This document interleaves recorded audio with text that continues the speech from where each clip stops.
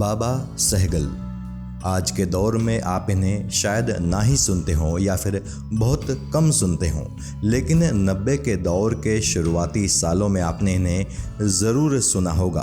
कहा जाता है कि ये बाबा सहगल ही हैं जिन्हें भारत का पहला रैपर होने का खिताब हासिल है। जिस दौर में संगीत पर पूरी तरह से बॉलीवुड का कब्ज़ा था, उस दौर में ये अकेले अपने दम पर भारत के लोगों के दिलों में अपनी जगह बनाने में कामयाब हो गए थे। ये बाबा सहगल ही थे जिन्होंने रैप म्यूज़िक को भारत में इंट्रोड्यूस किया था।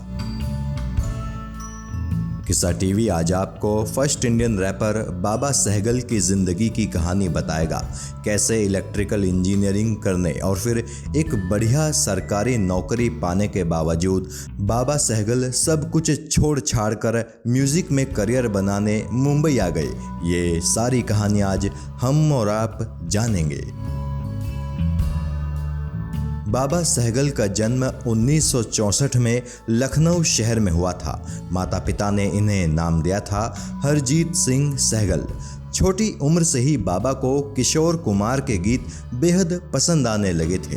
किशोर कुमार को लेकर बाबा की दीवानगी का आलम ये था कि वो बड़े होकर किशोर कुमार की तरह एक गायक बनना चाहते थे।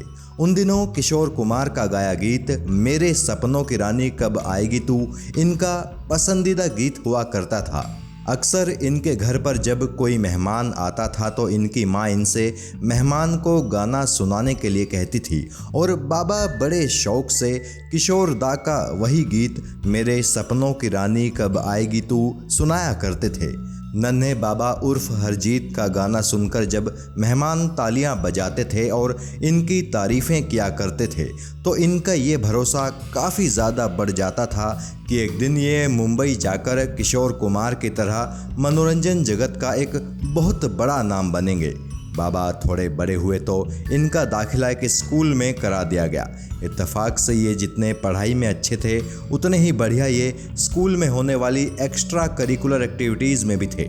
स्कूल के हर फंक्शन में ये हिस्सा लिया करते थे और उन फंक्शंस में केवल सिंगिंग ही नहीं, ये गायकी भी किया करते थे।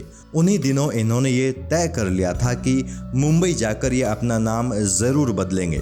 इनके घर के लोग इन्हें प्यार से बब्बू कहकर पुकारा करते थे, तो शुरू में इन्होंने सोचा कि क्यों ना अपना नाम बब्बू सहगल कर लिया जाए। हालांकि काफ़ी विचार करने के बाद इन्होंने तय किया कि ये अपना नाम बब्बू सहगल नहीं रखेंगे बल्कि बाबा सहगल रखेंगे, क्योंकि इनके सभी दोस्त इन्हें बाबा कहकर पुकारा करते थे और इस तरह हरजीत सिंह सहगल बन गए बाबा सहगल। बाबा जल्द से जल्द अपने सपने को पूरा करने मुंबई आना चाहते थे, लेकिन माता पिता के दबाव के चलते वो ऐसा नहीं कर पाए। चूँकि पढ़ाई लिखाई में तो ये अच्छे थे ही, तो इन्हें नैनीताल की GB Pant university of agriculture and technology में बीटेक में दाखिला मिल गया। इन्होंने इलेक्ट्रिकल इंजीनियरिंग में बीटेक किया था। साल 1987 में ये जीबी पंत यूनिवर्सिटी से पास आउट हुए थे। इंजीनियरिंग पूरी करने के बाद बाबा को लगा कि अब उन्हें मुंबई जाने और अपना सपना पूरा करने का मौका मिलेगा, लेकिन इनके पिता ये कभी नहीं चाहते थे कि बाबा मुंबई जाकर संघर्ष करें। पिता की फिक्र भी जायज़ थी। वो सोचते थे कि अगर बेटे को मुंबई में कामयाबी नहीं मिली तो इसका जीवन बर्बाद हो जाएगा। इसीलिए पिता ने इन पर दबाव बनाया कि ये कोई बढ़िया सी नौकरी करें और मुंबई जाने की ज़िद छोड़ दें। पिता की ख्वाहिश के सामने बाबा को आखिरकार झुकना ही पड़ा और इन्होंने इलाहाबाद में एक नौकरी करनी शुरू कर दी। इलाहाबाद के बाद कुछ समय तक ये नैनी में भी एक नौकरी में रहे। उसके बाद इन्हें डेसू यानी दिल्ली इलेक्ट्रिकल सप्लाई अंडरटेकिंग में इंस्पेक्टर टेक्निकल की नौकरी मिल गई, जो कि एक बहुत बढ़िया नौकरी थी। इनका काम था बिजली चोरी करने वाले लोगों के ठिकानों पर रेड मारना। इनके घरवाले ये सोचकर खुश थे कि अब उनका बेटा सेटल हो गया है, लेकिन इनके मन में एक बेचैनी हमेशा रहती थी। ये अपनी नौकरी से बोर होने लगे और आखिरकार जब इनकी वो बोरियत हद से ज़्यादा बढ़ गई तो इन्होंने वो फैसला लिया जिसने इनके घर वालों को फिक्र में डाल दिया। कहना तो ये चाहिए कि उस वक्त बाबा ने अपनी ज़िंदगी का वो अहम फैसला लिया जब ये तय हुआ कि डेसू में इंस्पेक्टर टेक्निकल की नौकरी नहीं, ये इंडी पॉप का एक बहुत बड़ा नाम बनेंगे। हुआ कुछ यूं था कि एक दिन बाबा अपनी नौकरी फिनिश करके दिल्ली के अपने फ्लैट पर वापस लौट रहे थे। नौकरी से उनका मन बुरी तरह ऊब चुका था। बाबा ने तय कर लिया था कि अब वो किसी भी हाल में ये नौकरी और ज़्यादा नहीं कर सकते। घर आकर बाबा ने अपनी माँ को फ़ोन किया और उन्हें बताया कि वो नौकरी छोड़कर मुंबई जा रहे हैं। इनकी बात सुनकर माँ बुरी तरह से घबरा गई। माँ ने इन्हें काफ़ी समझाने की कोशिश की, लेकिन बाबा नहीं माने और ऑफिस में बिना बताए बाबा अपनी मारुति 800 कार लेकर दिल्ली से मुंबई के लिए निकल पड़े। ये वही कार थी जो इनके पापा ने इंजीनियरिंग पास करने के बाद इन्हें तोहफे में दी थी। इस कार की कहानी कुछ यूं है कि इनके पिता को लगता था कि ये कभी भी इंजीनियर नहीं बन पाएंगे। एक दिन उन्होंने ऐसे ही इनसे कह दिया कि अगर इन्होंने इंजीनियरिंग पास कर ली तो वो इन्हें एक कार गिफ्ट करेंगे। 1987 में जब बाबा ने इंजीनियरिंग कंप्लीट कर ली तो उसके 3 साल बाद यानी साल 1990 में इनके पिता ने अपने पीएफ के पैसों से इन्हें वो मारुति 800 कार गिफ्ट की थी। पिता की गिफ्ट की उसी कार से बाबा अपनी किस्मत बदलने के लिए दिल्ली से मुंबई की तरफ चल पड़े। अपने उस सफ़र में इन्होंने रात में इंदौर में पड़ाव डाला और फिर अगले दिन ये बढ़ चले और आखिरकार मुंबई पहुंच ही गए। मुंबई पहुंचकर ये अपने एक दोस्त के पास पहुंचे जिसका नाम अतुल चूड़ामणि था।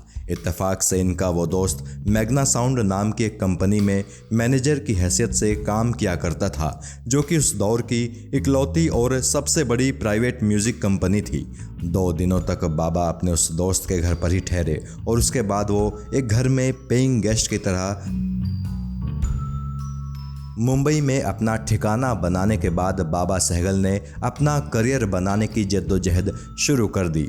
चूँकि इनका दोस्त मैग्ना साउंड नाम की उस कंपनी में ऊंचे ओहदे पर काम कर रहा था, तो उस दोस्त की मदद से बाबा ने अपने 2 एल्बम रिलीज़ किए। एक का नाम था दिलरुबा और दूसरी एल्बम का नाम था अली बाबा। पर चूंकि साल 1990 में भारत में पॉप कल्चर अपने पैर नहीं पसार पाया था और ना ही वो दौर प्राइवेट टीवी चैनल्स का दौर था, तो बाबा के शुरुआती दोनों एल्बम्स बुरी तरह से फ्लॉप रहे।